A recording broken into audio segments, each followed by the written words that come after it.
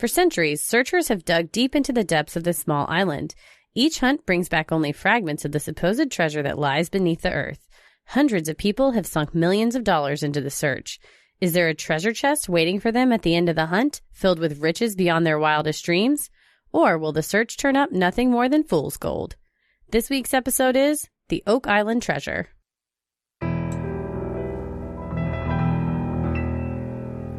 A bump in the night, your heart fills with dread.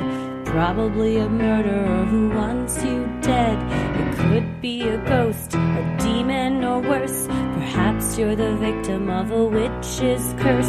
It's hopeless, you're doomed. You'd call a priest if you could. You'd rather just listen to who? Sinisterhood.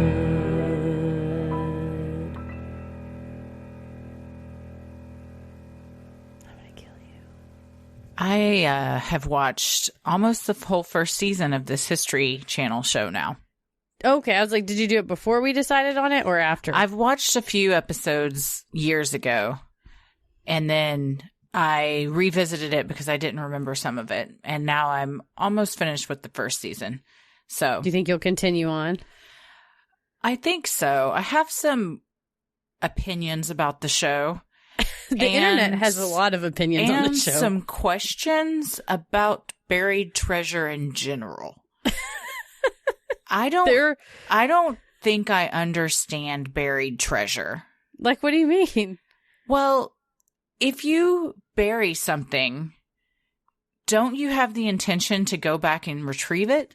I think so. And I would assume we only hear about a select few of buried treasures because for the most part, like if you buried something and you went back and got it, no one else would find it. So these are all, anytime we hear about a buried treasure, it's like a loser. It's somebody that never went, not a loser. Maybe they were held up somewhere.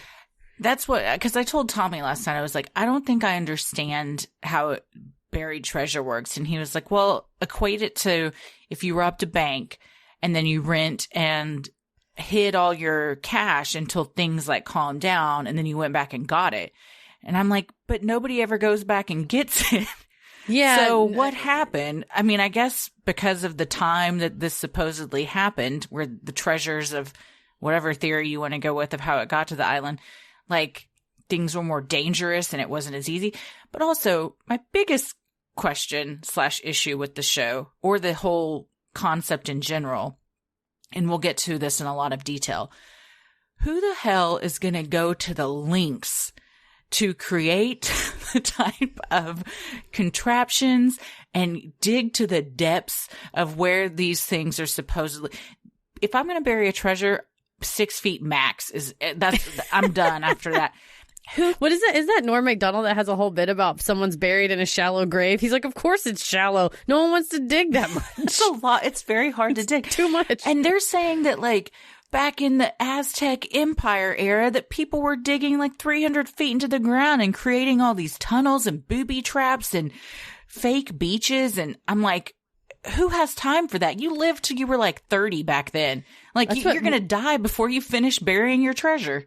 They didn't have anything else to do. That's why I always wonder about the pyramids. Like, how did they even do that? I'm like, they literally, well, the people that built it didn't have a choice. They were sort of forced to do it. Yes. But there wasn't really much. I mean, you know, how people spent their days back then. I guess if you were a pirate, it's not like he had a 9 to 5 and this was a side hustle. Like, all he did was pirate things and then go and deposit it. If you spend so much time burying it, which I have to imagine the time it took to go to the lengths of where they claim these things are buried, that would take weeks, if not months. And then you leave, and then you never come back for it. Well, and you can't do it alone. So there was a staff, a crew, I guess, yes, the pirates' crew. I don't think they were called staffs. But yeah, you had helpers, and so probably also not by choice. But then you leave the island, wouldn't they just go back and steal it? Exactly. Like they all know. I don't know. Or by the time you're finished burying it, hasn't enough time passed where you can just take it with you wherever you're going? You're going to dig it up. Yeah. I just don't understand why you bury it in the first place. It's not a great choice. I probably sound like an idiot because my brain is all I've been watching is Schitt's Creek and Oak Island. So there's not a lot happening in my brain, but it just, all I've been watching is Diners, Drive-Ins, and Dives in Oak Island. So Oak Island's Drive-Ins and Dives. yeah, I'm watching Oak Island Creek is essentially Schitt's Island is what I'm watching. Schitt's Island is way better. So I don't know. So that's my question about just treasure in general. Yeah. My issue with the show is the narrator. Yeah, that's what everyone on the internet, and I watched the first 3 episodes, and then I just went through each season and watched the last episode of each season because I figured if there's going to be some reveal, it would be in the last episode. Yeah. So I just watched the season finale of each season, and that's what everyone online is like, could it be the greatest treasure of all? It's exhausting. It's so much. And when you're binging it, you're like, this guy, Jesus Christ. Yeah, it's very. You think he talks like that at home? I hope. Could it be meatloaf and mashed potatoes again tonight in the kitchen? I swear to God, Gene, if you don't stop that, I will divorce you. It's so over the top. The show, the series on the History Channel, is now in its 7th season. Mm-hmm. It's very, very produced. It's very overproduced. I wouldn't say it's as bad as Ghost Hunters just because the cast themselves isn't as bad as the people on Ghost Hunters. Way more likable. Yeah, for sure. But the cut-tos of like the people, like the giving each other the looks when something is said that might be of interest, and just the dramatic music, and then a commercial break right before something's going to be revealed, and then you come back and you have to rewatch like a minute of what just happened before they get to it. That kind of stuff wears me out. Well, initially I was like, hey, we're going to watch this History Channel show, and Paris was like, oh, okay, I'll watch it with you, and I turned it on, and he was like, oh, it's like one of these shows. Tommy has no interest in it. He didn't want to watch it when I watched it years ago, and he didn't want to watch it now. It's, but at first I was kind of like put off by it, but the more I've watched it, the more I've kind of actually grown to like the character, specifically one of the brothers, Rick. I think there's something very endearing about him that he really, these men, and we'll get to who these people are, 100% with every fiber of their being are convinced that there is buried treasure on this island. I have a question for you. Mm-hmm. I agree. You look into their eyes, especially Rick, I feel like he's pure in his quest. You know what I mean? Like he does want treasure, but it's like a big kid. You know, he so is excited. A big kid. Yeah. But on the one hand, I was like, oh, they're so dedicated to this, and they've spent all this time and all this money because they're so sure. But then my brain switched, and I was like, or do they have to be so sure because they've sunk so much time and money into it? That's a good question. I had a similar thought of, if you find something like this, if you're the type of person and you've spent the better part of your life dumping all of your money, resources, time, energy into searching for something like this, if you find it, sure, that initial moment when you find it is pure elation. But then what? Yeah. Like, would you almost be a bit disappointed afterwards? Because isn't it kind of the thrill of the chase? And like, then it's like solving the game in an improv scene. Like if you cut the show. If you fix the problem, then it's like, or not even the show, but like their lives. Like then, I mean, it seems like the search is what drives them. So then if you take that out, like, then what do they do with their time anymore? Also, logistically, they just own this land, and then they dig all the gold out, and they're like, no, what do we do? I guess you turn into a park or something. Yeah, I mean, they also own that tour company that they own a lot of stuff on the island. They're Tommy did walk through at one point, and he was like, how much have these guys spent doing this? I was like, millions. He's like, yeah, they seem like a bunch of rich dudes with nothing better to do. They have nothing but money and time. Well, what we're talking about is Oak Island and the treasure that is allegedly buried beneath the surface of this island in Nova Scotia. It's gorgeous, according to this History Channel series. I would totally go. Oh, I would love visit to. it. Yeah, and there's tours and stuff that you can take, so we could. Well, I'm Christy. I'm Heather. And let's get into it. Oak Island is a 140-acre privately owned island off the coast of Nova Scotia, Canada. It sits among 360 other small islands in the area known as the Mahone Bay. For centuries, treasure hunters have been interested in the potential of the island, mainly because of an area of the land known as the Money Pit. Aptly named. Money Pit with Tom Hanks is one of my top 10 favorite movies. It's classic, man. It's so such a good one. It's so good. As if the exciting possibilities of the infamous Money Pit weren't enough to draw adventure seekers to the lush tree-lined island, there is also a literal X that marks the spot, known as Nolan's Cross. The impressive cross-shaped landmark is made up of a series of boulders, reaching 9 feet tall, seemingly strategically placed around the island to form a large cross-shaped clue. And shout out to the person for noticing, because if I saw rocks, I would not be like, I should look and see if this is a formation. I would just be like, it's a rock. They're huge rocks, and when they show like aerial shots of it, they do line up if you were to draw a line and form a cross that, I mean, Perfect. It stretches hundreds of feet. There's like 6 boulders spaced out. Yeah, but all these people, that's a good point though. You wouldn't think to look for that because that's not where your brain is. Everyone that has moved to the island Obsessed. is searching for this treasure. So it's one of those things like your brain just makes these connections. Are these really clues, or do you want to see that so bad that then you kind of fill in the gaps and you see stuff where there's really nothing? And it becomes that on the show too, where they're searching for stuff and they'll be like, this tree is planted here and this is here. And it's like, maybe the acorn just fell there. Yeah, exactly. Between 1650 to 1730, the activity of pirates was at an all-time high. At the time, Nova Scotia was largely uninhabited, making places like Oak Island an attractive locale for pirates sailing from colonial Boston to stop and bury their loot. Many believe the island is rich with buried gold, jewels, and more.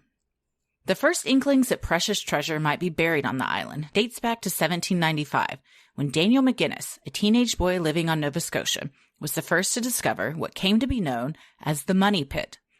Daniel was out one night with some friends when they noticed some flashing lights coming from an island off in the distance. The boys took a small boat and rowed to Oak Island to explore. When they arrived and began searching the grounds, they noticed an area of the earth that had a large circular depression where several oak trees had clearly been removed, according to all that's interesting. Well, you love it, man. This would be exciting. Yeah, you just go. Let's just go over what are those lights? I don't know. Let's just go. It's like the Goonies. Yeah, it totally is like the Goonies. Yeah.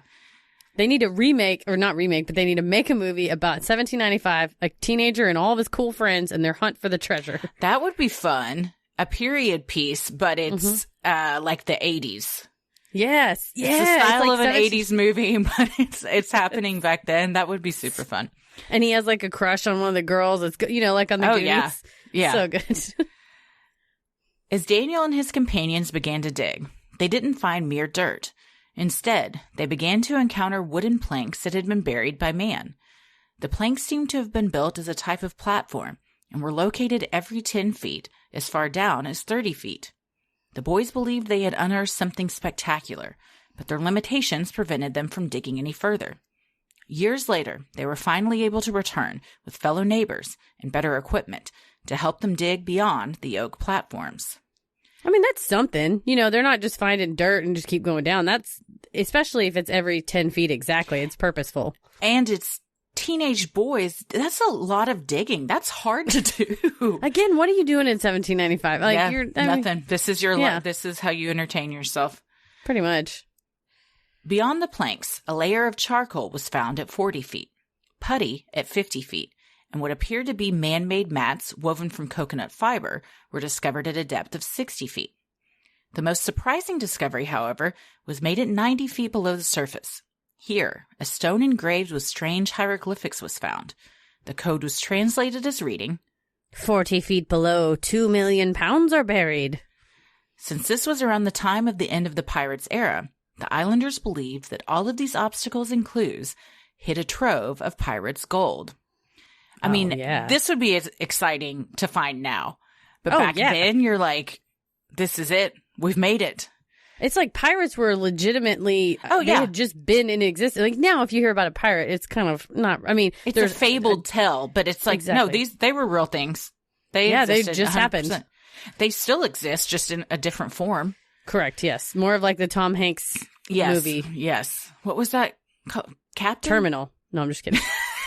Yeah, he's stuck on that ship, and the pirates won't let him leave, and he's just stuck there forever. Well, however, some believe the code was translated incorrectly and was actually more complex. They believe the true translation of the stone gave secret instructions on how to stop the island's infamous flood traps. In 1919, the stone mysteriously disappeared, and no rubbings or photos were kept, leaving the legend to be carried on in handed-down stories. Well, here's the first issue with this. Mm-hmm. Like any tale, at some point, you just have to make a leap of faith and believe it because you don't have scientific proof. And that's where Christy kind of checks out. Well, Reddit alleges that they've seen photos of the stone, but then other people say those aren't real. And there's like, again, it starts to get into what camp you fall in of, I think that, the stone never existed. Well, I think it existed and it said this. Well, I think that this is a new picture of it or whatever. So yeah, and it happened in 1795. The stories that have been told until now, I mean, like any tale that gets watered down, changed. It's like a 100-year-long game of telephone.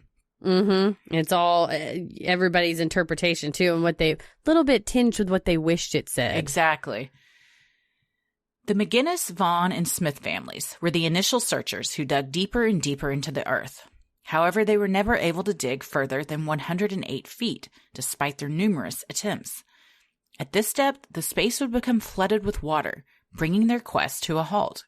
This appeared to be an intentionally created flood trap meant to keep people out and away from whatever was buried down there. If this was true, this flooding mechanism could have been easily achieved, as the island only rises to a height of 36 feet above sea level.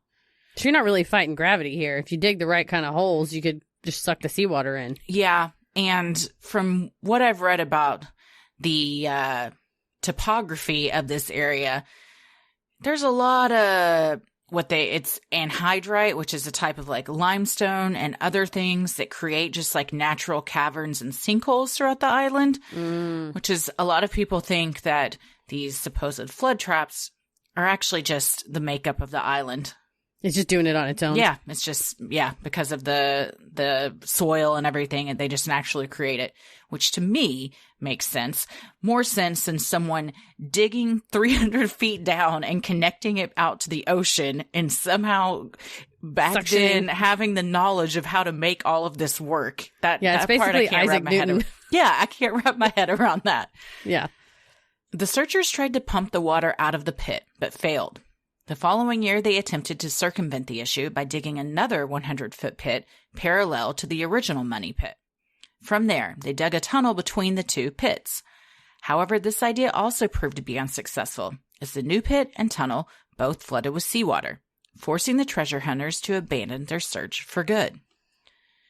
In 1897, at a depth of 153 feet, searchers William Chappell and Frederick Blair were drilling down into the ground when they discovered what they believed to be a 7-foot-tall wooden vault buried within the money pit, according to the History Channel's The Curse of Oak Island.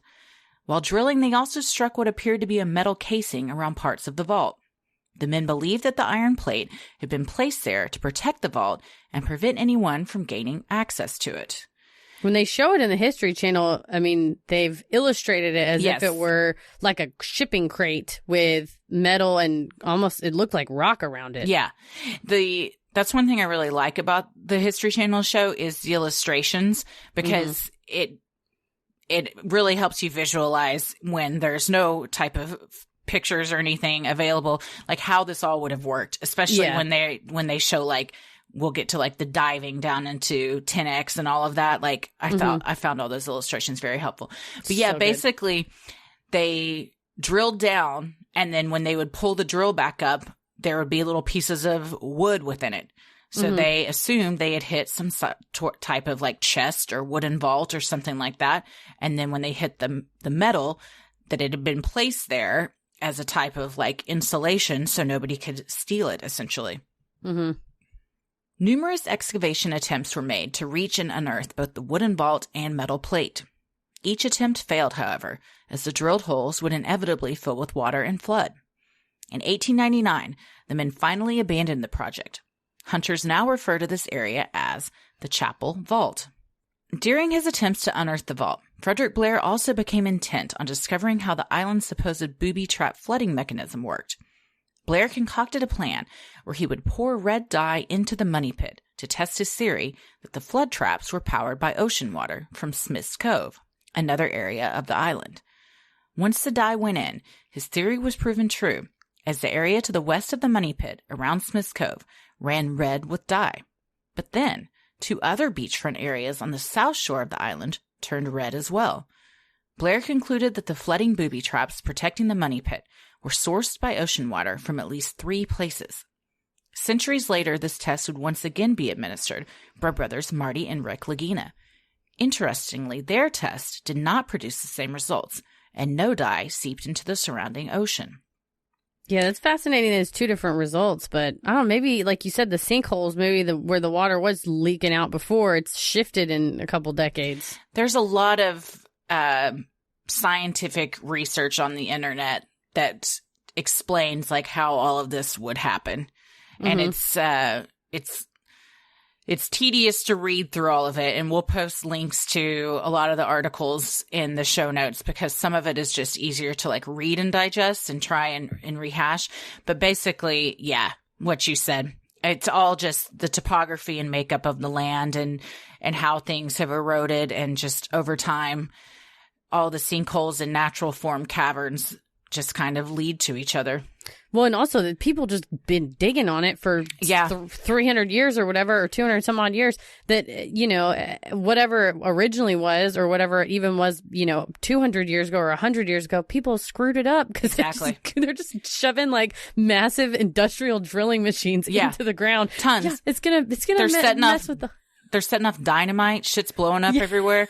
They're drilling all over the place. Like, who's to say what's man-made and what was actually there, and what was man-made by searchers versus possible pirates or Freemasons or whoever they think left it there. So yeah, the island has been kind of pillaged, much like pirates did. It's true. It's almost like, you know, in a crime scene when you show up and you're like, well, clearly this happened. It's like, you know, the perpetrator went out the window, and it's like, no, a cat walked through the blood and made it. So, you know, so you are going off of this evidence that you're finding, but the evidence has necessarily been tampered with over decades and centuries. You're also possibly trying to make the evidence fit the crime instead of seeing where the evidence leads you. Mm-hmm. Shoehorning it. Yeah. In 1936, searcher Gilbert Hedden wrote a letter detailing his finds on the island. He described a large wooden U-shaped structure discovered on Smith's Cove that was carved with Roman numerals. Later in 1971, Dan Blankenship, an Oak Island enthusiast and treasure hunter that dedicated more than 50 years of his life to unearthing the secrets of the island, also discovered a similarly described structure that current enthusiasts believe is the same structure discovered by Hedden. This structure is believed to be the drains that bring seawater into the money pit to flood the treasure. Yeah, it looks man-made. I mean, when you look at the wood that's down there. I think it's man-made. I don't think it was man-made for those purposes. I think to take the time to do something like that and all you're doing is protecting treasure, if that's your intention, you must know we're never coming back for this, or it's going to be years before we can come back for it. Because why else would you take the time and effort to like go to such extremes to protect something? That's true. I mean, unless it really is whatever at the time that the original depositors, which they use in the show, if it's something that they considered so holy and important that they didn't want anybody, like if it's the Holy Grail or something that Jesus touched, or, you know, Ark something of the that Covenant, something that they consider to be nobody needs to get this ever, then maybe they would go to those lengths. Well, that it's makes not more money. Sense. That makes more sense. Yeah. If they never wanted to actually have anyone, if it was just like they were burying it like you would bury a body. Or they encountered the incarnate of evil, Satan himself, and they somehow used their Freemasonry or Knights Templar wizardry to get him into a box, and they stuck him down there of like, nobody needs to ever get a hold of this. And now we're digging him up. Yeah, they're going to unearth some sort of type of sinister curse, which it's the Hellmouth. They feel the people that search for this treasure do feel like the island is cursed, and that the closer you get, the island will do something to prevent you from finding what you truly seek. It's because the devil's in that box. Maybe. The devil's down below. That sounds like a badass heavy metal album I should record. Or something that the church ladies tell you to keep your hands out of your pants. You're going to go blind. The devil's down below. Devil's down below. Keep your hands up here. In 1965, the hunt for the buried treasure got so intense that a causeway was built between the island to the mainland. This facilitated movement of various pieces of heavy digging machinery. The digging got serious, with searchers creating several deep holes, some of which filled with water. These conditions were dangerous, but the men searching the island were determined to dig deep into the dirt for the treasure, no matter the cost. I think kind of before this, they were only able to get so far, but once they built that road, I mean, you could just sit there and, you know, something's gas powered, it can dig all day versus people needing to take breaks. You get deeper and deeper and hit things you did not expect to hit. For sure. If you're doing all this by hand, you're severely limited. And I mean, It's an island, so by definition of an island, it's surrounded by water. Without a road like that, there's only so far you can go. This took it to the next level when they got that road in. Get it? Next level? Because it's down below. Oh. Got it.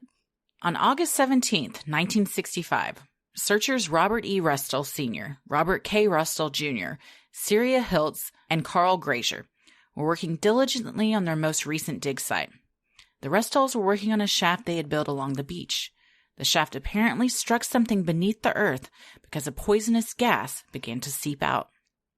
The gas overtook Robert Sr., causing him to lose consciousness and fall down into the shaft.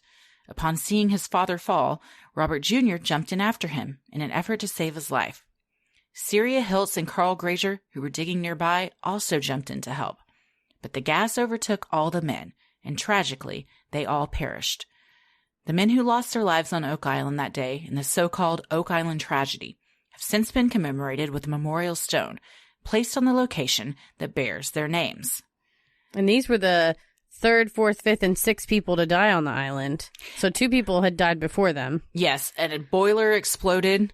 Yes. Causing a man to die. And then another man, Maynard Reiser, which is a pretty sweet-ass name, also fell down into a shaft that was being dug. Moral of the story, shafts are dangerous. Seriously. Well, back then, too, you know, now we watch the show on the History Channel, and before anybody goes into anything, they have like 53 different harnesses and straps and everything, and there's like a helmet and a camera and a microphone. Back then, it was like, wrap a rope around me, I'm going in. And they would just, and it's, I mean, you had to. They had nothing else. They didn't know any better, but it was very dangerous. But that's allegedly the curse, though, that it needs to claim a 7th victim. So far, it hasn't happened. Let's hope it doesn't. I hope it doesn't. If that's what causes the treasure to be found, I hope it's never found. Seriously. Dan Blankenship began his excavations on the island in earnest in the 1970s. He and his family moved to Oak Island and took up residence after he became enamored with an article published in Reader's Digest about the possibility of treasure on the island. The article told of generations of failed searchers and the trove of riches buried beneath the ground. It's an understanding wife. Honey, we're moving. And kid. He says he has since passed, but in the first few seasons of the History Channel show, he's very much alive in there. And he says he read the article, he handed it to his wife and said, read this. And she was like, yeah. And he goes, there's treasure there. And I'm going to find it. And then he moved them all there. And their kid, too. And their little house on there in the first few seasons, they interact with him. And when they take him back to the little, their kind of home base to show him that video, he's like in his 90s and he lights up like a Christmas tree. And he's like, oh, look at that. Look at that. Look at that. It's just, you could tell this is a person who, I mean, that you've died doing what you love. You know, he lived on that island till he died and he would not have lived anywhere else.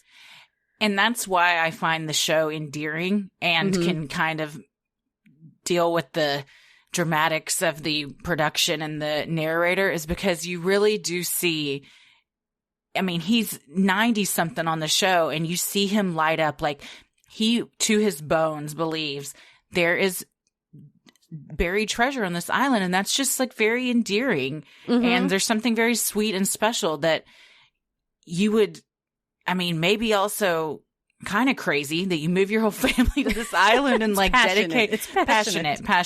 There's a fine line between passionate and just obsession, I suppose. True. But it's very sweet, and to see all of them kind of working together towards the same goal, and they take it so seriously that's why I've kind of become like, I've started binging this show, and I really do enjoy it. I'm That Team being Lagina. said, I also for sure. know that 7 seasons, if there had been a huge find, probably wouldn't have 7 seasons. It would have been in the news by now. Yeah. Like I told Tommy, I was like, if this was the first season, I would be a lot more interested in like, oh my gosh, what if the next episode they find something? But going into it, knowing there's 7 seasons, I have to question like what keeps happening. Like, not much must be happening. Yeah, like I said, I just went through and watched all the finales, and I mean, stuff happens every season. Yeah. Obviously it keeps going. Like you said, it would be on the cover of the newspaper if it was like they finally dug it out. But or maybe the thing they have found it and they haven't told anyone. That's they're another like, theory. Turn the cameras off. But I do love in the first season when they meet up with Dan Blankenship, who, if you think about it, this guy's been at it since the 70s. The show was in like 2014, I guess, whenever it started. 2014. I mean, and seeing him see the type of equipment that's now being used, that was like, it must look like Star Trek, to him. That's like, if in the 70s, he thought, if only we had a big ass thing that would pump water out or pump air in and pump water out. And now the Lagina brothers are like, yeah, we have a truck that does that. It's right here. We'll bring it. This guy is like, they're his dream come true, truly. So watching him watch them makes it's very heartwarming. It is. And to their credit, although Marty Lagina can be a bit of a butt, but a bit of a blowhard, yeah. But to their credit, Dan's their mentor, and they respect and cherish his opinions and the time they get to spend with him so much that they could have easily gone in and been like, "Sorry, buddy, this is our deal now. We're taking over." But instead, they everyone is working together. Which, like you said, is very heartwarming. They're like cute little kids. They're like, we got to go show Dan. We just got this footage. Let's go get him. They really are. There was an episode the other night where Rick, on one of the boulders at Nolan's Cross, he was like, I've always wanted to do this. And he just climbed on top of it and just stood on top of it, like looking around. And he's like, somewhere there's treasure buried here. I'm like, he really is. I mean, because he read that article when he was like 11, 12 years old. Like, he really is at the core of it, still that young kid, just hoping and wishing for something magical like this to be true. And you see we that should come all through.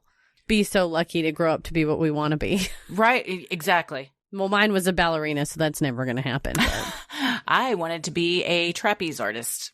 Damn. Probably also, that ship's probably also sailed. Considering yesterday, Ella referred to Mommy's big tummy. Oh, come on, kid. So, maybe I should lay off the carbs because I've been going a little hard in quarantine. I'm back on it today, though. Snack attack. You got to, though. I mean, at times like this. Well, and our neighbors shame. keep leaving fresh baked bread and homemade cheesecakes and cupcakes on our front porch. So what am I supposed to do? It's rude not to eat those. I think so. I mean, I had a peanut butter and jelly sandwich for dinner, so I'm like, oh, so did Ella. So good. I thought someone posted it on Facebook, and I thought, all I want. So I had some leftovers, and I thought, all I want is a peanut butter and jelly sandwich. And I was sitting at the table just going, oh. And Paris was like, is it good? And I was like, it's just, when you want something and then it's in your mouth or whatever you're experiencing, and it's exactly what you pictured. Oh, man, it was good. Crunchy bread, got the Jif peanut butter. I was like, I just want shitty, just run-of-the-mill peanut butter. Oh, it was great. Oh. Next time, can you have goldfish? I cannot, but I can have Doritos. Okay. Doritos would be a good substitute. The crunchy. Anytime I have peanut butter and jelly, I crave I crave goldfish 90% of the day. But especially with that. Also, don't be afraid to put some Doritos on that sandwich. Inside of it, man. Yes. Now I regret not doing it, but there's always tomorrow. Yes. Sir, hey, there's always tonight. I'm not going to judge you. Like, what time is it? Have another sandwich. Yeah. Do it. Do you like grape jelly, strawberry? What's your jam? My jam. Thank you. I have blackberry preserves, which I like for my breakfast toast. And then I have strawberry jelly for the sandwich. I used to be a grape, and about a couple years ago, I switched to strawberry. Nice. What about you? I don't eat a ton of peanut butter and jelly sandwiches. Tommy likes them a lot. His is grape. Okay. We also, you probably can't have these because they're not gluten-free, but Uncrustables. I've heard. We're a big Uncrustables family. Man, I love that because it's like already done. It's already just done. Grab and go. Yep. You keep them in the freezer. You just let them thaw. And then once they're thawed, you can eat them for up to 24 hours. Damn. Give them to Ella. She likes to tear them apart and then use a spoon and just eat the jelly. She's not concerned. She's an innovator, is what you're saying. Yes. But I like strawberry or grape. I like all jellies. Me too. Any jelly. That was a dilemma when I was stocking up for the quarantine. I was like, okay, I should get like peanut butter and jelly. I was like, oh God, there's so many. I like blackberry preserves, blackberry jam. I like, marmalade, apple stuff. I mean, I love a good jam or jelly. Tommy's been real into making biscuits every morning. Oh, yeah. And then, yeah, which again is why mommy's big tummy is coming out. But we like to put grape jelly and different jams on that. This turned into a show about jellies and jams. I'm not mad about it. I'm a jam fan. A jam fan all the way. Well, Dan brought equipment which allowed him to dig 235 feet into the ground and open up what he called a back door into the money pit. He dug this shaft 180 feet northwest of the original money pit and called it 10X. His hope was that by running it parallel with the money pit, he could reach the treasure from the side. This is good thinking. I like this strategy. This is actually smart, yeah. Mm-hmm. While digging 10X, Dan and his crew hit a large cavity in the earth around 235 feet. Convinced that the cavity was man-made and likely housing buried treasure, Dan decided to have his crew lower him down. The expedition was going okay, until suddenly, at 90 feet, one of the man-made walls of the shaft began to cave in, nearly trapping Dan inside forever. Luckily, Dan's son Dave was able to pull him out just in time. You know, this shaft was pretty well made because he was using railroad cars. So it's like steel walls. But then, I mean, just the shifting of it's a squishy island. It just dented one of the walls in so bad. Although that's a man that believes in his shaft that he's willing to climb down into it. Send me down. Wow. That is, his shaft was, he was confident in his shaft like so many men are. You know, it's like the guy that invented the Ferris wheel. Nobody would go on it. And he's like, I'll put my family on it. Not myself, my family. No, I think he may have gone. I don't know. He's like, someone's got to operate it. That's true. I mean, Kids, you create climb on.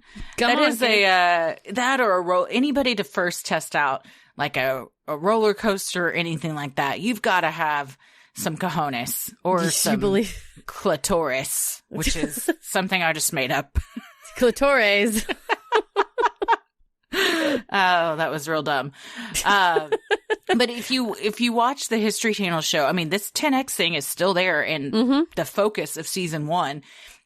It is just like if you took a giant metal cylinder and shoved it in the ground 235 feet down and then climbed down it.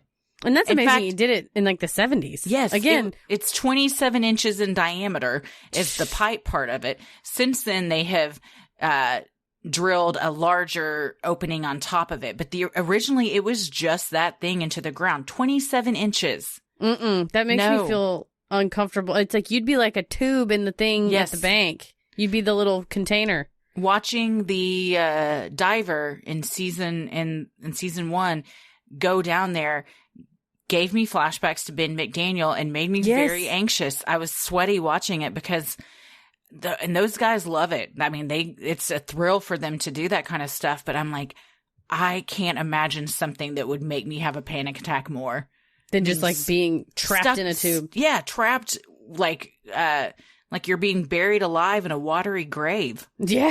Exactly. So you're in your own coffin. Yes, I would just panic and just drown. Yeah. Well, like all the other attempts to dig into the ground, 10X was also flooded with water. However, although 10X ended up flooded, it was unlike other shafts on the island, which were filled with fresh water.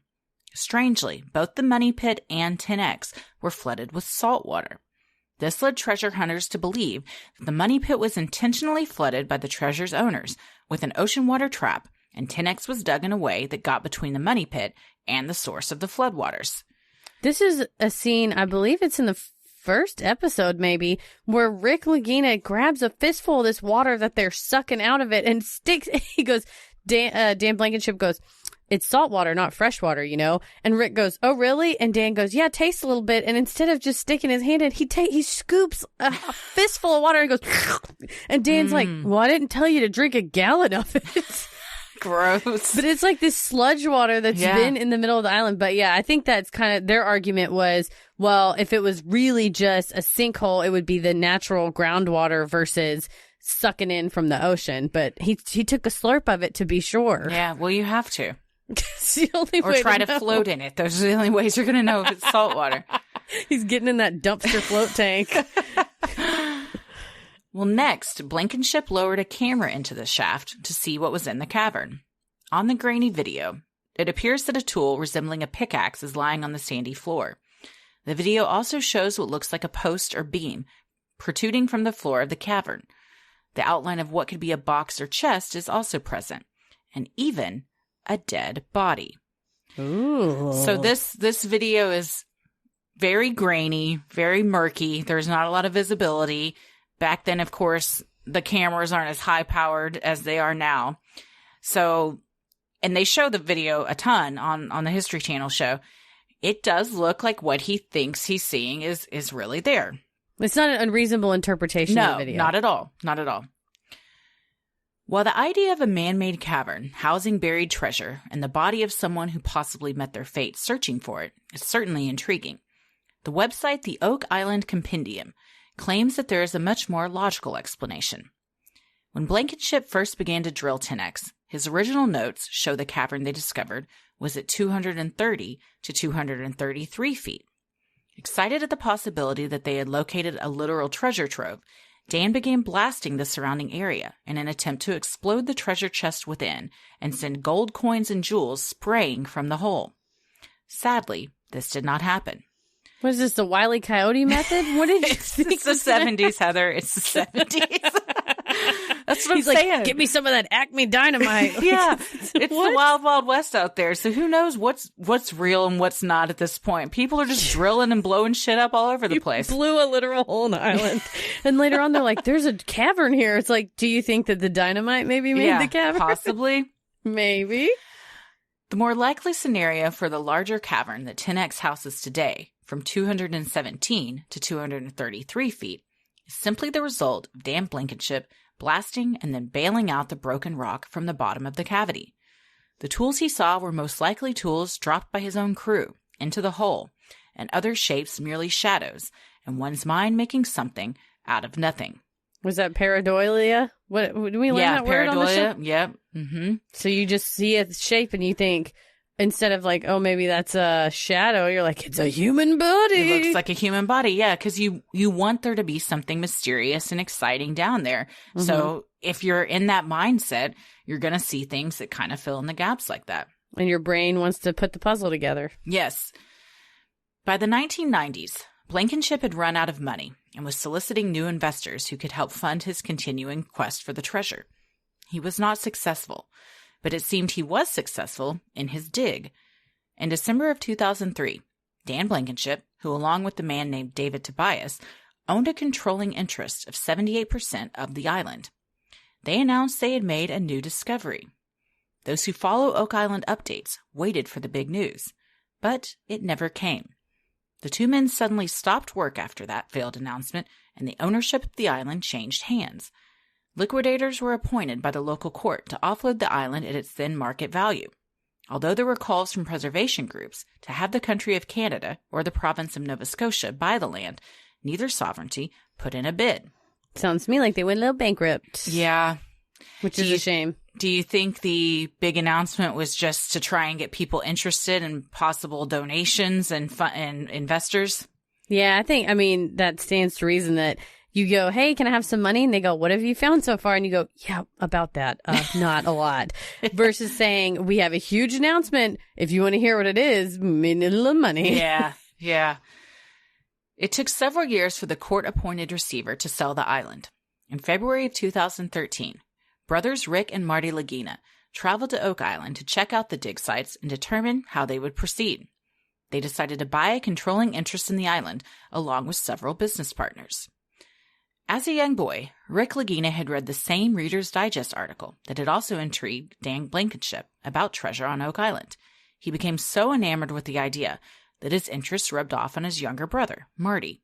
Soon, the brothers became intent on becoming the ones who would find the treasure. Once the Laginas made it to the island, they struck up a friendship and working partnership with Dan and his son Dave. In 2019, the Laginas formed a consortium called the Michigan Group, alongside 2 other men who had been purchasing lots from the prior owners. Dan Blankenship still owned a stake alongside the Michigan Group until he passed away at age 95 in March of 2019. His son Dave still lives near the island and works with the Lagina brothers despite having suffered an accident that caused paralysis along one side of his body. Man, Dave is a character. He's also he's a hoss, man. He is a worker. He's a worker. He's also kind of mean. Yes, he's got an attitude. He sure does. And he curses quite a bit in inopportune situations, like meetings with investors or scientists and various things. He's like, well, you better have your shit together because I don't want you fucking this up. And it's like, let's pump the brakes, Dave. It's just, he's very abrasive. He's passionate. He is. He's, again, a fine line between abrasion between and a lunatic and passionate. Like, he's aggressively shouting at people. He cares a lot. But also, he grew up on this island with his father digging for this treasure. So, like, that's been his literal entire life. So, yeah, you're going to be passionate about that. And also maybe a little lacking in the interpersonal skills, being isolated on an island with only people digging holes. Perhaps. Rick and Marty, along with their business partners and crew, have become the stars of the History Channel series, The Curse of Oak Island. The passion the brothers share for the island and the possible treasures its hold is undeniable, and they have spent millions of dollars in hopes of being the lucky finders. In Season 1 of the now 7-season series, which premiered in 2014, the brothers' main objective was to once again get a human to the bottom of 10X to finally get some answers. After several failed attempts, the brothers are finally able to locate a skilled and brave enough diver to attempt the now treacherous 235-foot dive into a flooded hole. The dive is even more dangerous now, as over the years a large metal drill bar has become lodged in the 27-inch round pipe that the diver must swim through to reach the cavern. It's scary. It is scary, and this is where, again, those illustrations really help you visualize what's going on. Imagine a 27-inch diameter pipe, and then a huge-ass metal rod is wedged in there, slanted in the pipe. So you can't, it's not just, it's already a tight squeeze to swim down there, but now a diver is going to have to wiggle through both up and down to get themselves and all their equipment around this large ass metal pipe. And I'm not 100% I could fit in a 27-inch hole. I guess I probably could, although I'm bad at estimating widths. But I don't want to try. No, and he's getting, I would Winnie the Pooh going down the honey hole. But yeah. In addition, he's got a dive suit on and an air pack and harnesses. And I mean, there's Tanks. just a lot of stuff that could get hung on a pipe sticking out. Yes. They go through several divers before they find the one that is successful. And the first one, they set up kind of a test area in just regular waters of a pipe that is 26 inches, because they figure if he can fit through this, then the 27 is no problem, on the bottom of the ocean. And he gets through it, but man, he's like, that was tight. But I'm also like, what if he got stuck in the middle? Yeah. I mean, what do you do? How do you get in or out? Hope that you have enough air for people to come down and rescue you, I suppose. I mean, I'm sure there's, they throw a rope down there or something. Well, I mean in the testing one. Oh, yeah. Because the testing one, he was just by himself and they're just standing on the dock watching him do this. And I'm like, because it was probably a 10-foot pipe. You get halfway through that thing, you can't, you know what I mean? You can't Somebody's get either in or out. They have to come get you, I guess. God. They probably had EMS or something standing by. Mm-hmm. World-renowned diver John Chatterton, who has explored such impressive sights as the Titanic and the Andrea Doria, bravely descended into the almost zero visibility shaft. Once reaching the cavern, Rick, Marty, and the crew were able to see what lies beneath via the camera on John's helmet. What they had thought for so long to be a wooden post was actually another metal drill bar that had fallen through the hole during one of the many excavations. There was also a large boulder that John believed was mistaken for a treasure chest. The image that looked like a shadowy body appeared to be a sinkhole in the floor of the cavern. This depression would cause shadows on a sonar, which could have been misinterpreted as a body. You're the diver. Oh, yeah, go ahead. If you're the diver and you get down there with that helmet on and you're like, there ain't shit down here, would you just be so mad? I think he seemed so gung-ho and excited. Mm-hmm. I mean, that is what they live for. That's his whole job. And to see things that no other human has laid eyes on before. That's a huge adrenaline rush. I mean, even with Ben McDaniel episode, that was the story time and time again of why people are willing to put themselves in those dangerous scenarios, is to see stuff that like few have seen. So I think the thrill of just getting down there and being in that environment was probably good enough for him. True. If you come across a treasure chest, hell yeah, that's going to make it way worth it. Way cooler. You're like, well, there's a big ass rock. And a hole. And the thing that they had thought were wooden posts, and the wood would have been significant because that would have indicated it was man-made and there was possibly somebody had built that down there. He had a knife with him and just started like hitting the post, and it was clearly metal. You could see the metal. So, and it looked just like the drill bit he had to swim past in the pipe on his way down. And it also tells them too, like, it's, if you just send a camera down there, because I was like, well, you could send a camera, you may not still be able to tell that was metal, not wood, versus a person touching it and can tell you, yeah, I banged into it. And that's why they were intent. The Lagina brothers were intent on getting human eyes down there. They said there's no way we can really know what's down there unless a human lays eyes on it. That being said, Rick still wasn't convinced that what he saw was really what he saw. Again, when you want so bad to believe something, it's hard to reconcile that what you've dedicated your entire life to is not coming to fruition. So you're still going to be skeptical. If he had gone down there and said, I 100% saw a treasure chest, they would have had people down there the next day getting that thing out, you know? It's true. It's a double-edged sword of the exploration, because your heart wants it to be real so badly, so you will go and touch it. And then when you touch it and it's fake, you kind of have to reject reality to protect yourself. Exactly. Despite these disappointing findings, the brothers don't give up on their quest for the treasure. The History Channel series covers the continued exploration of the island and the brothers' dogged search. Although the brothers have been searching the island for many years with only a few findings, they have a simple explanation. The Lagina brothers are from Michigan's Upper Peninsula. People from that area are called Yoopers. And as they told My North magazine, we're Yoopers and Yoopers don't give up. Marty also summed it up on the show saying, each person doesn't give up until they die or go bankrupt. Which seems to be the case with most of these people. And this is not a poor man's game.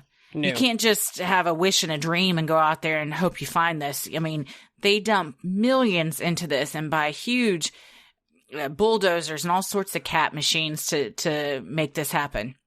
I mean, they bought the island, for Christ's sake. Yeah, that's true. They were able to buy that much land. And also just looking at the machinery, I had to learn for oil and gas law, like how that stuff works when you go down and like suck the gas and stuff, the oil and stuff out. And just those machines, if you look, any deals I've ever done, those are millions of dollars. Oh, yeah. Depending on what the machine does. And they just will call up and be like, hey, we want a blah, blah, blah, this kind of a dig machine. And they bring it to the island. I mean, they have very good resources. The episode where they go to the cat store, it's more than a store, whatever that is.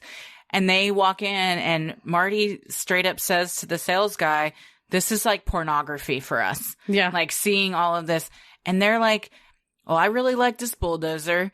Rick really likes the backhoe, so we're going to take, and they buy like 4 or 5 machines, and then they just have him brought out there a few days later. Yeah, that's millions and millions of dollars of machinery. That sales guy's like, oh, yes. Oh, they're yeah. back. Oh, that's, they're back. I mean, that's his commission for years and He's years. like, seeing you guys walk in is porn for me. Exactly. And everyone's just hard as a rock in that meeting. Well, although small discoveries have been made all over the island, there are 3 main areas that have been searched and excavated. The first, known as the Money Pit, is the original area where Daniel McGinnis began digging way back in 1795. This is the area where Dan Blankenship and the Lagina brothers have mostly focused their efforts. The second is Nolan's Cross, named for Fred Nolan, the man whose theory started the digging in that spot. He lives on the island in a house near the cross that bears his name. In 1981, Fred Nolan noticed 5 large cone-shaped boulders on his property. When he measured the distance between them, he found that the distance between 2 boulders at a length of 867 feet crossed perfectly with the distance between 2 others at a length of 720 feet. The boulder in the middle of the cross, directly where the lines met, was no ordinary rock. It vaguely seemed to resemble the face of a person. No digs beneath the cross have yielded results, but hunters generally consider the cross itself to be a clue, perhaps a clue to objects hidden beneath other parts of the island. I was just saying, just the satellite image of it is, it's clearly a purposefully made cross. It looks like it. It does. It would be almost impossible for those to just be laid out that strategically.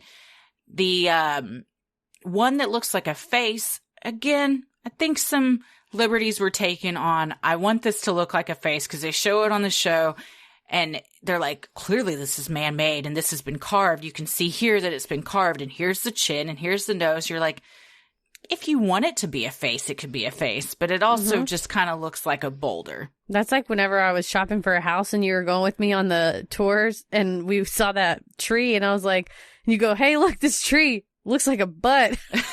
And it did. But I don't think you could be like a person, this is tree art that someone carved an ass into this tree. Like, but what if they did? That would be fantastic. It was a perfect ass. It was beautiful. It was like, if that ass had a G-string on, I would put money into it. I mean, it was like, beautiful. My life's work is to create the perfect ass on this tree. And then for one day, someone to just gaze upon it in the backyard as they enjoy a family barbecue. And you said, no, thank you. I do not want this home. That was the house that was haunted. That house was haunted. See, it probably was the ass of the person that died there. They're trying to like that tree. Make their way out of the tree ass first. Once partners, Nolan and Blankenship eventually became enemies after a falling out over business. However, in season 1 of the History Channel series, Rick Lagina is finally able to squash the long-held feud. Nolan and the Laginas now work together toward a common goal. Look at that healing. He did. He is a very sincere person in that he really believes everything he's doing and wants to uphold like the history of the island and he even says he wants to heal the island. And they never reference wives in the show. Marty has a kid that's on the or he's an adult, but on the show quite a bit. But I don't know if they ever married. I mean, it's almost like they're married to this dream and the island. I mean, you can tell that I'm not going to say Marty's like not into, I mean, he clearly loves it. He gets a lot of excitement out of the actual like digging part. And he's very science minded. Yeah. And I feel like Rick gets more excited about like the lore of it. And then also like the human element and like the Blankenships. And like my question would be so let's say that they do find it. Would Dave Blankenship and this Nolan guy go, oh, well, we helped you X%. We're entitled to this percentage of the money. I wondered that too. There's got to be some contracts written that say if we find something, how this goes down. How it'll get split, yeah. Yeah. Well, until 2014, Fred Nolan had no trespassing, keep out signs all over his lot that he owned or several lots, and they couldn't search there at all. And some hunters believed the treasure was located on Nolan's property. And Lagina was like, we got to just make amends with him and work together towards finding this. And Fred Nolan is also in his 90s. And he even says, I'm too old to do anything about this now. I just want this mystery to be solved. Here's everything I've found. Immaculate, gigantic maps of the entire island that he's worked on for, it's beyond impressive. But so now they all work together, and it's nice to see that there's no enemies on the island now, because that's a small island to have an enemy on. It's true. And also it's futile, because say you get so far into the money pit and you go, oh, well, we actually see that there's not an attachment, but there's a cavern that leads over under Nolan's land. I mean, you're never going to, or vice versa. He owns a little bitty part and all the shit's under the money pit. Like, you're not going to get any without sharing and helping. Yep, exactly. It takes a village, or an island in this case. It takes an island to dig a treasure. The third area frequently searched and excavated is an area known as Smith's Cove, a rocky beach located about 500 feet from 10X. But Smith's Cove is not a regular beach. Treasure seekers have discovered it is actually a U-shaped structure meant to look like a beach. This fake beach, the theory goes, hides the 5 finger-like drains that draw water from the ocean and make up an integral part of the flood trap mechanism of the money pit. So they show, again, in illustrations and stuff, how these would be done. And like you said, it clearly looks man-made. And I think it was man-made for the purpose of irrigation or of something from people that once lived there. That's my theory with these. Or you wonder, like, did somebody put those in thinking, oh, well, I'll drain the money out of, or not the money, I'll drain the water out of the money pit. And it just goes the wrong way. I don't know. Could be. Inside that drain structure, searchers have continuously made discoveries, even as recent as 2019. Hunters have been drawn to this third area because coconut fiber, the same that made the mats in the money pit area, were found. The coconut fiber is an indication that the structures were all man-made, as the fiber is not native to the terrain. That's an interesting point. Yeah, it makes sense that if pirates were sailing up from the Caribbean or from somewhere where their coconuts were plentiful and they had these mats, you're not gonna find coconuts in Nova Scotia. Nope. One difficult part of the current day search is that some of the structures have been built by previous search teams. The Lagina brothers have run into several of these, including shafts that go deep into the earth. Some of them are useful, while others are filled with debris or water and cause confusion during current day searches. When current-day searchers dig, they sometimes come up on structures that they believe were put there by the original depositors. But upon further investigation, many times they discover they were actually built by prior searchers. When they see this at Smith's Cove, they're like, oh, we've found this piece of wood and it's packed in with clay. And then they chip off a piece of the wood and do a test on it. And they're like, it's 100 years old. And you're like, well, shit. Not old enough. Nope. The Laginas and their team have made several discoveries in their excavation of the island. Near the middle of the island, the team found a rhodolite garnet, a 400 to 500-year-old stone that they believe was dropped by the original depositors on their way to burying the treasure. Rhodolite garnets were used as far back as the Egyptian pharaohs and are generally mined in countries in and around Africa. An expert determined that based on its properties, its cutting, and the percentage of copper in the silver setting, the stone was approximately 500 years old. So they have found stuff. They found some stuff. Yeah, I haven't seen this episode, but I imagine that it was very exciting for them. It was exciting, and the stone it looks like a ruby, and it's initially they're like, oh my gosh, it's a ruby set in gold, but really it's a ruby set in silver with a ton of copper in it, and so it started to patina. And the gemologist person is like, oh, that's actually good because it tells you that they know based on the centuries, like when the amount of copper in silver and how much it was in there and how much it changed. And like based on the percentage, we can tell you it's X amount of years old. And then the garnet was like cut hand cut in a really specific way. And so they're like, well, we can tell you based on, so it is a exciting moment for everybody because it's not like they found, a necklace from, Chuck E. Cheese or whatever. It's a legitimate old artifact. Yeah. Garnet is also my birthstone. Hey. What's your birthstone? It's like orange. Orange. Citrine? Maybe. Let me see. That's a crystal. It is, October birthstone is opal. Wait, is it? Opal's like white and sparkly. I don't know why I thought it was orange. Tourmaline? Opal. Oh. Opal's pretty.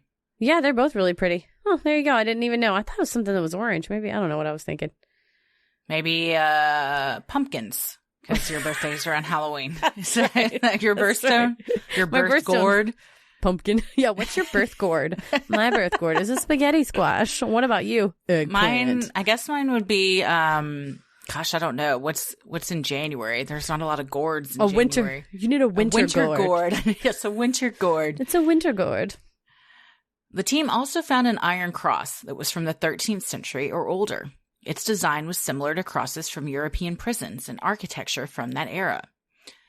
A map discovered in the Oak Island archives dating back to 1647 mentioned the Rochefoucauld family, a French family with connections to the Knights Templar. An author assisted the Lagina team in translating the map, which indicated there are several areas of buried treasure on Oak Island. A ship's log transcription from the 1600s confirmed that a treasure shaft was built on the island. A member of the Lagina team discovered the transcription in his research.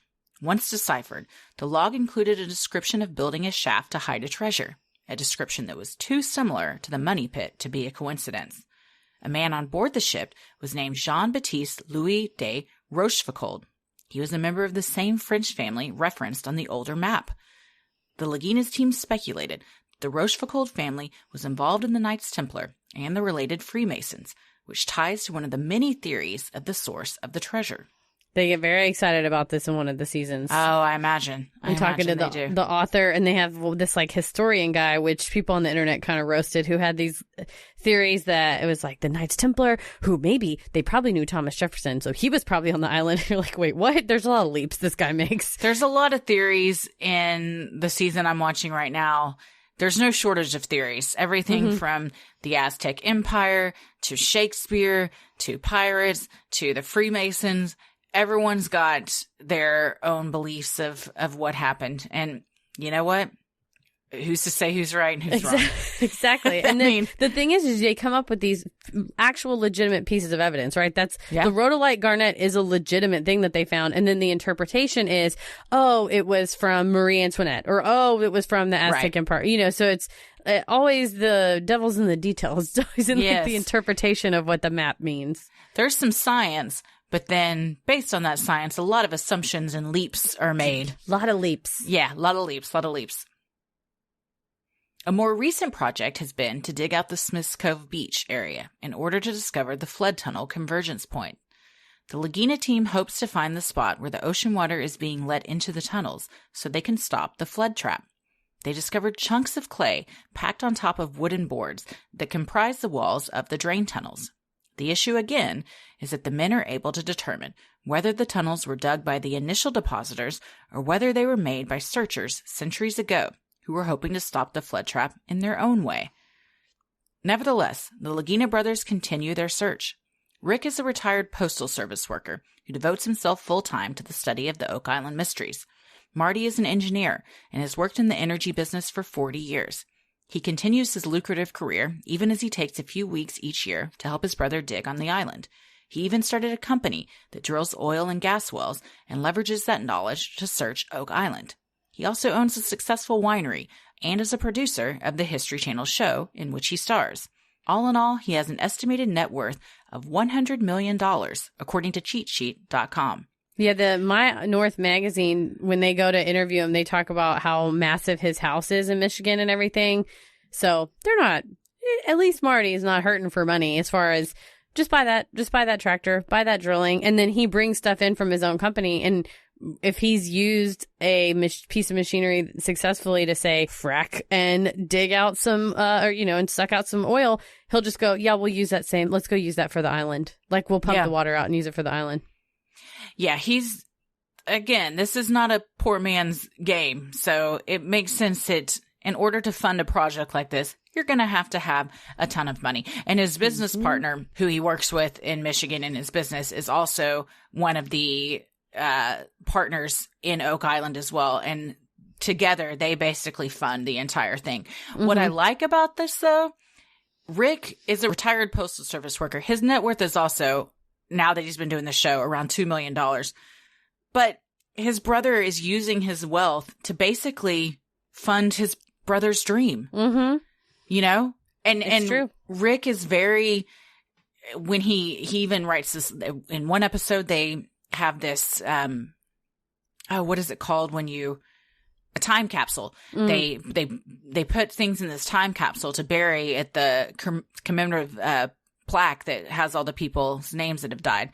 And he has written this letter, and he's just very emotional and is sobbing throughout reading it. And he's saying, like, thank you so much to my brother for doing this for me. This has been my dream. And he says, this isn't even about finding the treasure. We did this because we wanted to do something fun together and spend time together. And I cherish this time.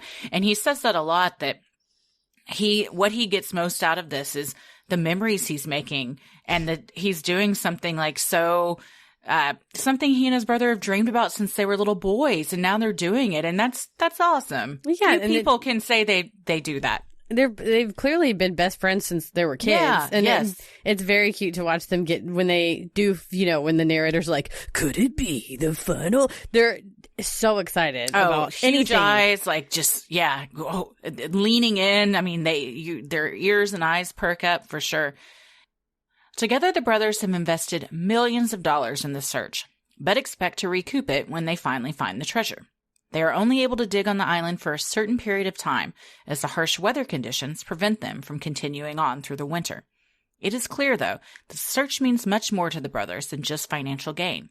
It is a way for them to bond and have fun, living out their childhood dreams. Yeah, because if it was purely financial, you would have to do an analysis and go, okay, well, say there's $50 million and we've spent $100 million or whatever. Say there's $2 million and we've spent 10.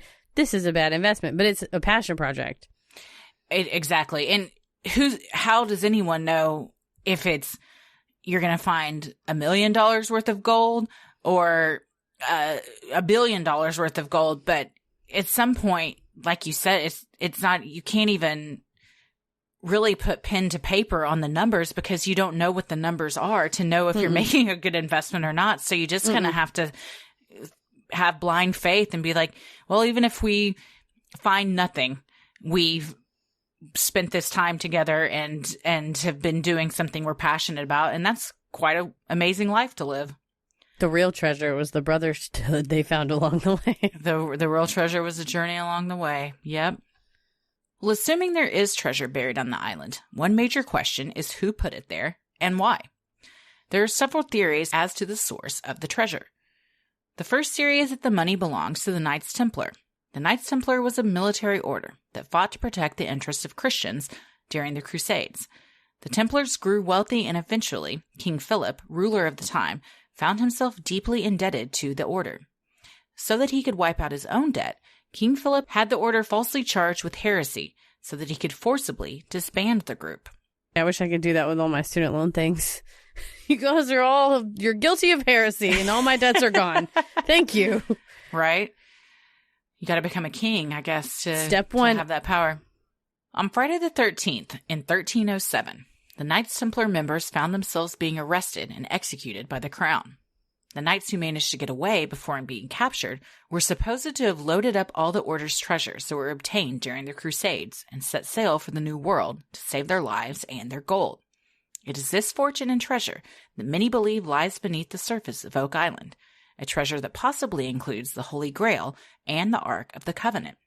The people on the ship making the crusade are believed to be the Rochefoucauld family, whose names appeared on the ancient documents the Lagina team has found. I mean, it would make the sense. Templars and the Freemasons, that's a crazy story. Yeah, I went down a couple of rabbit holes of like secret orders and stuff like that. So that we may have to do some episodes on those, because there was plenty to read. They're fascinating for sure. Yeah. The second theory is that it is Captain Kidd's treasure. There was speculation as early as the 1700s.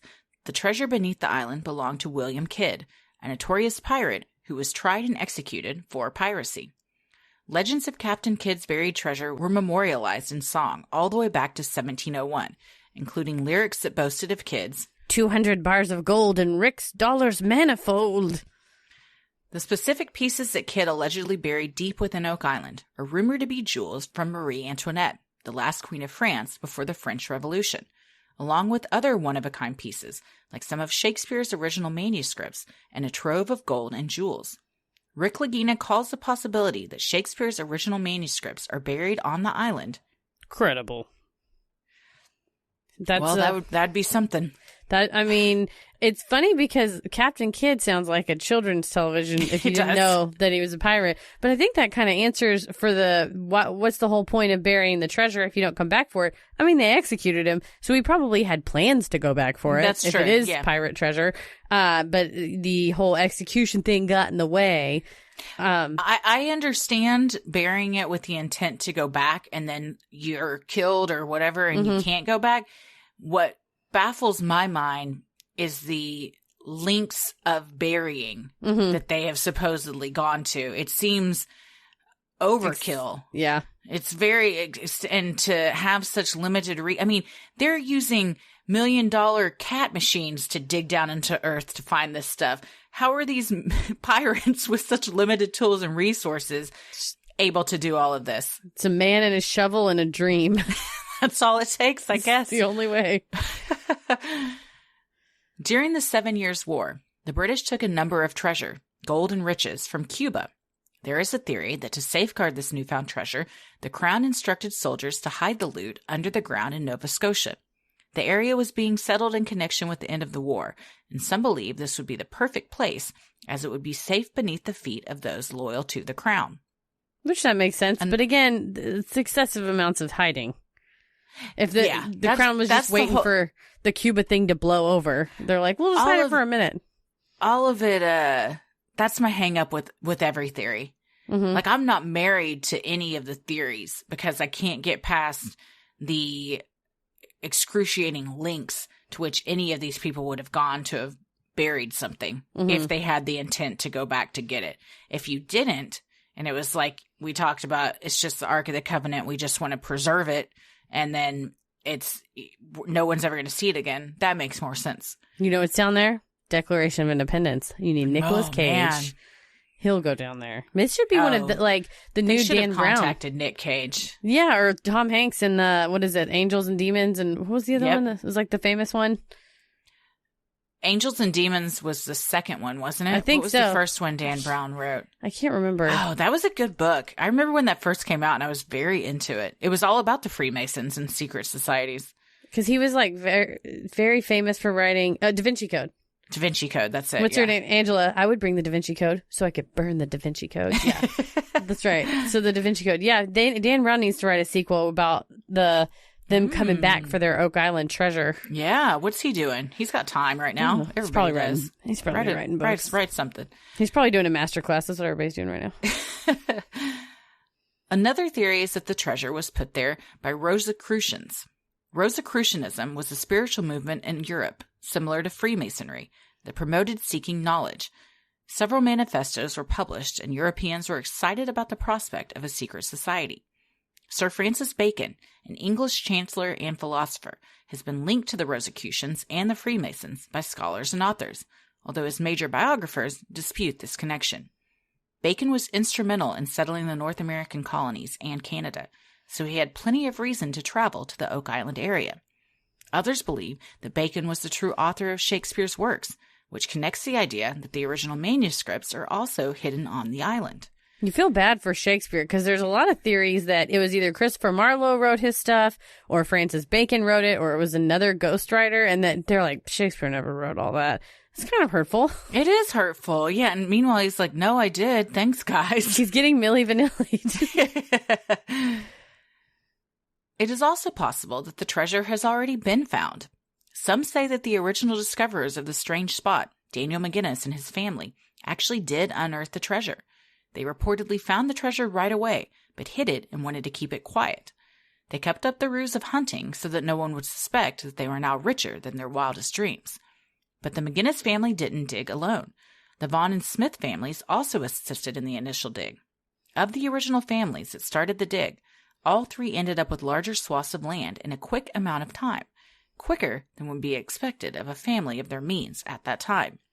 According to treasure enthusiasts on Reddit, an 1864 newspaper article described the discovery of a box of gold coins on an island adjacent to Nova Scotia, on a piece of land that was previously owned by Daniel Vaughan, a member of one of the 3 original search families. The box contained English coins dating 100 years prior that would be worth some $30 million at today's gold prices.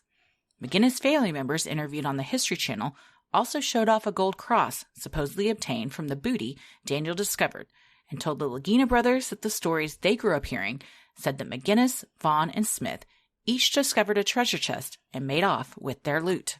That would make sense. And then if they kept up the lie, no one would think to ask. And, if you just spend a little bit at a time, if you're going out blowing it all on, buying a whole island or something. But if you're Goodfellasing it. You can't do that.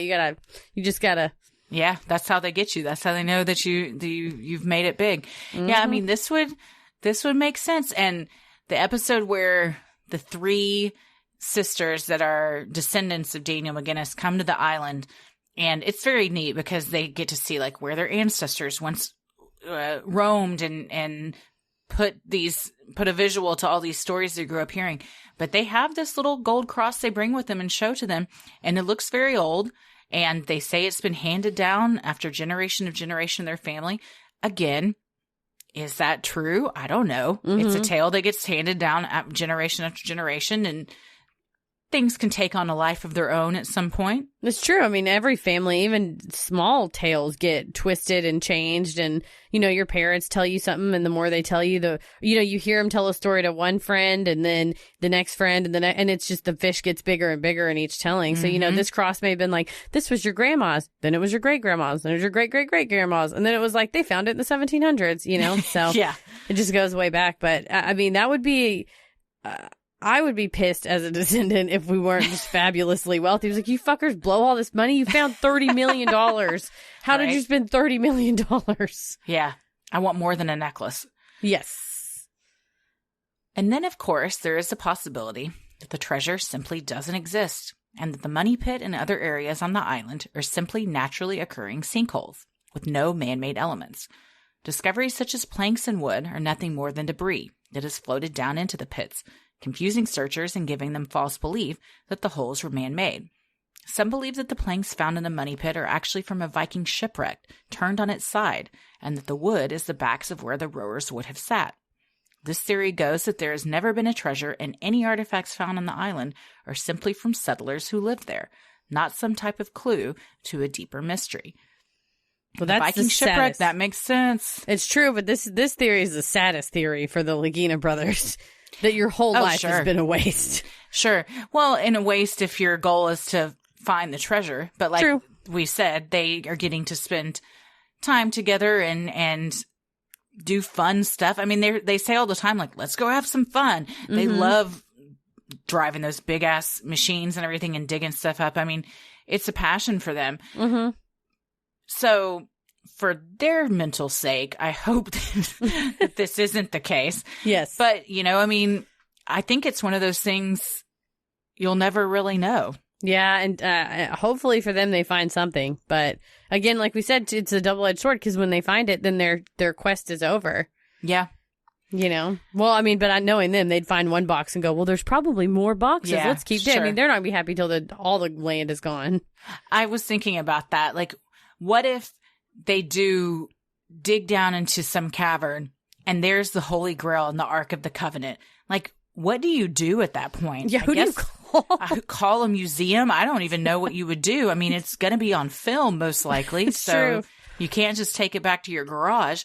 But then, I mean, are you like, okay, we found it? Or like 100% what they would do is, well, if this is here, there's got to be other stuff too. Because I guess in that way, the search never ends. Correct. They can always be searching. So that's, I guess, how that carrot keeps getting dangled. There'll always be more, I think. And then, like you said, if this great thing is, just imagine what's hiding beneath it, Yep. They're going to hit hot lava before they quit.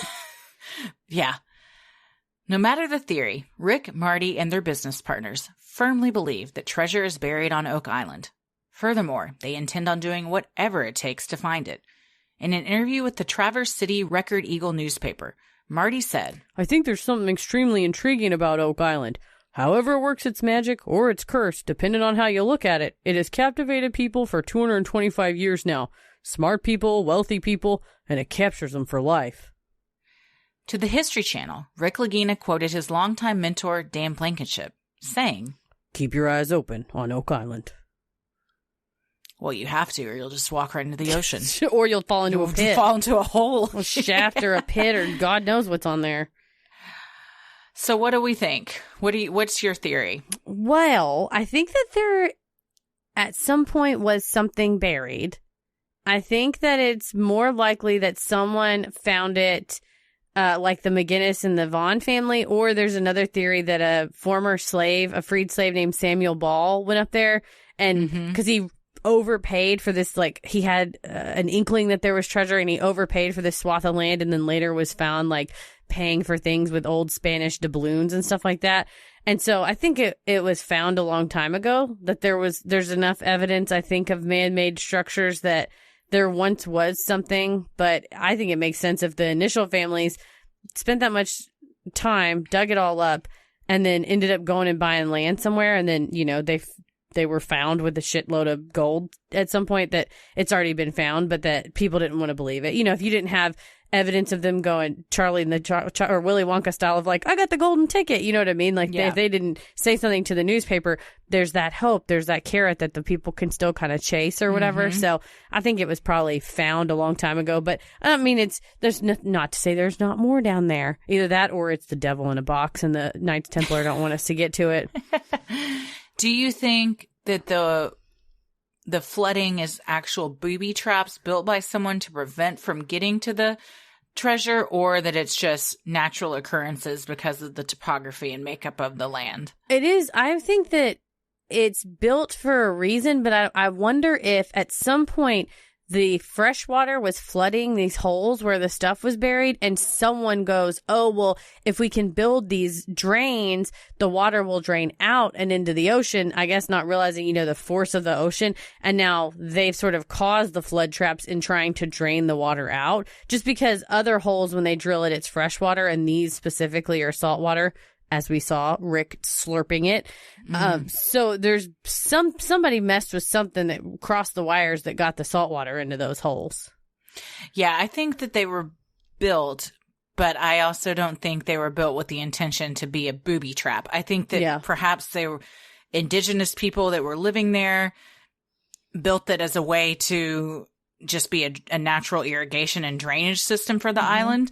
In that the area, Smith's Cove, there's that coconut fiber, which apparently is a natural absorbent. So if settlers knew this, they could have laid that down to act as kind of an absorbent quality. Sure. If maybe it was like swampy or something, and they're like, well, if we build these drains, it'll suck the water down into the ocean. Yeah. So I think that there was something there, but I think that the original families got a hold of it. Yeah, I think that if there was something there, that it's probably already been found, but there might be little trinkets that got left behind. Obviously, that garnet was proof of that, and they found some other things as well. They found coins and stuff too, just with metal detectors. So it's fun for them and others to kind of have this carrot dangling out there, that you have something to look forward to, and it's fun for them, and, you know, go for it. Or we'll eat our words in, you know, a year or two whenever they dig it out and it really is the Ark of the Covenant or whatever. That would be amazing. I can't even imagine if something like that was found. I hope for them that they find something badass, because they deserve it. You know what I mean? It's their full childhood dream, and that would just be the period at the end of the sentence. But well, we'll see. Let us know what you guys think. If there's treasure on the island, if you think it's already been found, or if you think the devil in the box still lies beneath. The devil in the box. Honestly, if that's the case, we all should put our shovels down. Yeah. Nobody should be tempting fate like that. Exactly. Stop trying to. If he's in the box and you're bonking on him with a oil rig, he's going to be pissed off. That's why everything's flooding. He's just like, oh, like, it's just anger is causing the seas to churn. It's true.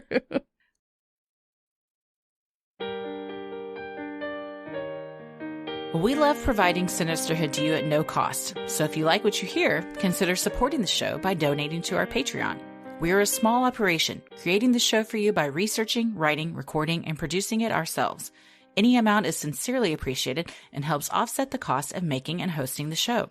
As a thank you, you'll also get some sweet perks like a Sinisterhood sticker, membership to our exclusive Patreon Facebook group for those in the Ruling the Airwaves tier, a special shout out on the show, a monthly bonus minisode, and Patreon exclusive video and audio content like our weekly mix bags where we share 3 of our favorite things for the week. For more details on specific membership tiers, visit Sinisterhood.com and click on Patreon in the top right corner to join today. And make sure you stick around after our sign-offs to hear your shout out. So many of you have been tagging us in pictures of you sporting your sweet Sinisterhood merch. Keep those pictures coming. And if you want some cool Sinisterhood swag like t-shirts, mugs, totes, and even clothes for your kiddos, visit Sinisterhood.com and click on shop in the top right corner. And don't miss our brand new Donna Laser and the Meat Warlock shirt, which Christy is wearing beautifully right now. I'm currently wearing it. It's very comfortable. Today Ella said, "What's that?" and pointed at, and I said, "It's a meat warlock." And she goes, "It's a witch." And I was like, "A warlock is a male witch. You're correct." You are correct, my child. Yes, ma'am.